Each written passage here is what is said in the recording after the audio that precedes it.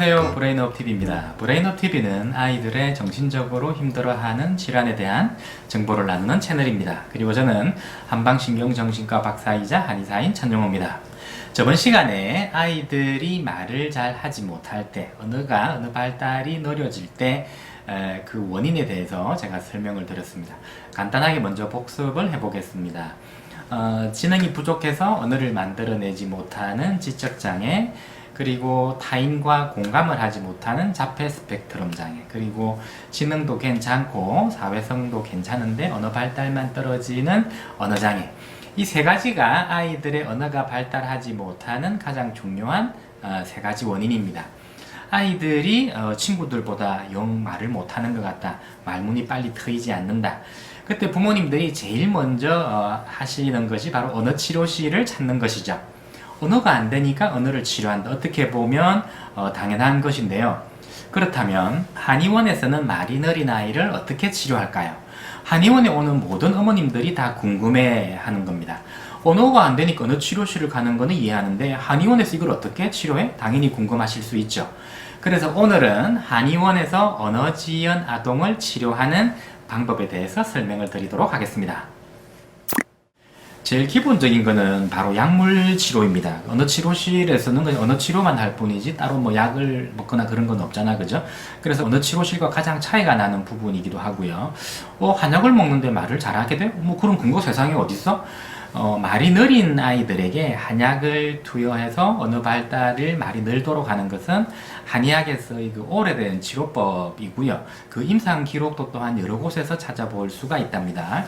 저 오른쪽에 보시는 요 한문, 요거는 동의보감, 우리가 잘 알고 있는 동의보감의 내용인데요.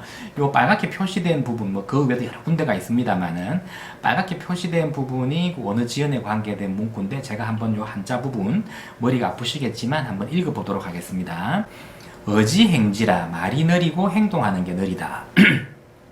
어지는 오연 중에 구연, 입이 잘 움직이지 않는 것을 말하는데, 어떤 소화가 5세가 되도록 말을 하지 못하여 마치 폐인과 같았는데, 육미지황원이란 약이 있거든요. 육미지황원에 오미자와 녹용을 가하고 그리고 보중익기탕을 썼더니 반년이 지나서 한두 마디씩 하기 시작하더니 1년이 채 지나지 않아 정상화와 똑같이 말하더라. 이런 글귀가 있습니다.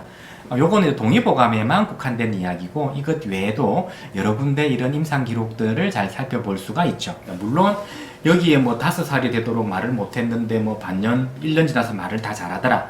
물론 여기에 나오는 거는 임상 그 결과가 가장 좋았던 케이스를 기록을 한 것이고, 그러니까 이 책에다가 다 적어놨겠죠. 모든 아이가 뭐 다 1년 만에 다 말을 정상적으로 하게 된다는 이야기는 아닙니다. 그리고 이 처방을 그대로 사용하지도 않고 그 당시와는 생활 환경이나 여러 가지가 달라졌기 때문에 그 현대적인 상황에 맞추어서 처방을 변경해서 주로 사용하죠. 이 책이 지어진 연도가 1587년, 그러니까 약 400년 이상 말이 느린 아이들을 이렇게 치료하고 있는 것이죠. 이 처방의 원리가 무엇이냐 궁금해 하시는데, 이 처방의 원리는 아이가 말을 못하는 거는 뭐 이렇게 구강의 구조가 잘못되었다든지 청력에 이상이 있는 아주 특별한 경우, 사실은 그런 경우는 많지 않거든요. 그런 경우를 제외하고는 거의 대부분 그 뇌 발달에 문제가 있는 것인데, 그 뇌의 발달, 이 한약이 뇌의 발달을 촉진시켜 주는 겁니다. 제가 부모님들한테 주로 이제 비유를 드리는데, 이 밭에 배추를 심었어요. 근데 보통 배추를 심어 놓고 나면 물만 주면 배추가 알아서 다 잘 자라잖아요. 근데 똑같이 물을 주어도 어떤 배추는 이게 잘 자라지 못하고 이게 시들시들 잎이 누렇게 변해가요. 그러면 이 배추는 이제 물만 주는 것만은 부족하겠죠. 이제 그럴 때는 그 밭에다가 퇴비도 넣어주고 비료도 막 부어주면 이제 다시 잘 자라게 되겠죠. 무슨 말이냐 하면, 아이가 뭐 밥만 먹어도 잘 크고 말을 잘하는 아이는 굳이 한약이 필요 없겠죠. 근데 그게 잘 안 되는 아이는 필요한 해당되는 한약을 잘 처방해주면 뇌 발달이 촉진이 되어서 말이 느는데 도움이 되는 겁니다. 언어 치료는 말을 잘 하도록 이제 훈련을 하는 것인데, 그냥 언어 치료를 하는 것보다는 언어에 관계된 뇌 부위의 발달이 더 촉진이 되면서 말하는 연습을 하면 언어 치료의 효과가 더 좋겠죠. 이것도 혹시 비유하자면, 저는 사실은 이제 근육이 별로 없어요. 그래서 이제 제가 같이 근육이 약한 사람이 이제 근육을 좀 이렇게 발달시키기 위해서 막 헬스장에 가요. 그래서 헬스를 한다고 해도 제가 일주일에 몇 번을 하겠죠. 일주일에 뭐 2번, 3번밖에 못 하겠죠. 그렇게 헬스를 해가지고 뭐 열심히 한다고 해도 근육이 잘 안 생기겠죠. 근데 그 근육이 생기게 하는 그 단백질 파우더를 아침 저녁으로 먹으면서 헬스를 하면 근육이 더 잘 생기겠죠. 뭐 그런 원리가 되는 거예요. 그런데 이러한 한약 처방은 이 앞서 말씀드렸던 말이 느린 원인 질환이나 아이의 뇌발달의 부족한 부분, 그리고 아이의 어떤 신체적인 차이에 따라 개개인별로 다 다르게 처방이 돼요. 애가 왔다고 똑같은 약이 정해진 것이 아니라서. 그래서 어떤 그 논문에서 어느 지연 아동들에게 사용한 처방 중에서 빈도수를 쭉 조사를 한 게 있는데, 가장 많은 빈도로 사용된 약제가 한약제 중에서 숙지황, 오미자, 원지, 석창포 이런 순이었는데요. 보통 우리들이 알고 있는 총명탕의 처방약제와 좀 많이 겹치기도 합니다. 이 한약 처방은 어느 지연 아동을 치료하는 한의원에서는 제일 기본적으로 사용하는 방법이기도 하고, 제일 중요한 치료 수단이기도 하고, 그리고 제일 효과가 좋은 치료 수단이기도 합니다. 이렇게 설명을 드리면 한약을 1년에 몇 번을 먹으면 되느냐, 이렇게 막 궁금하다고 물어보시는 분이 있거든요. 그래서 아이의 말이 느린 장애의 정도라든지 부모님이 원하는 기대 수준에 따라서 다르기는 하지만 보통 대체로 한 1년에서 2년 동안 계속 복용을 합니다.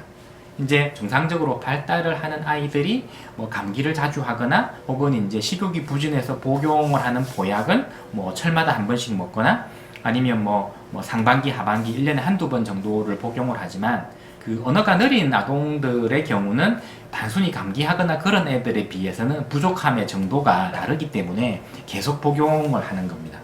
우리 보통 뭐 정신과에서 뭐 이렇게 여러 가지 이유로 ADHD로 약 먹을 때 한 달 약 먹고 석 달 쉬었다가 또 한 달 약 먹고 뭐 그렇게 하지 않잖아, 그죠?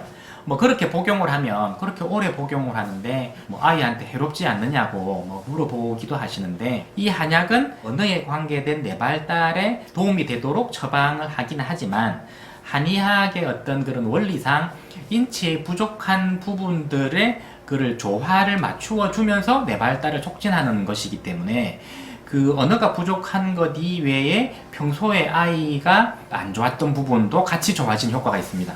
그러니까 한약을 먹었더니 애가 말이 많이 늘었는데 평소에 밥을 안 먹던 아이가 밥도 잘 먹어요. 감기를 잘한 아이도 뭐 감기를 뭐 잘 안 해요. 키가 또 부쩍 많이 컸다. 뭐 그런 경우도 상당히 많습니다. 물론 뭐 부작용은 크게 걱정하진 않으셔도 되고요.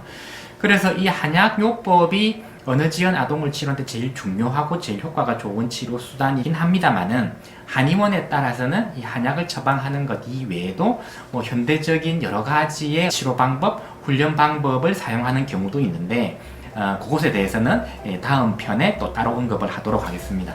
여러 가지로 궁금한 점이 있으실 텐데요. 궁금한 점은 댓글로 달아주시면 제가 직접 답변을 드리도록 하겠습니다. 오늘은 여기까지입니다. 브레인업TV 천정호였습니다. 감사합니다.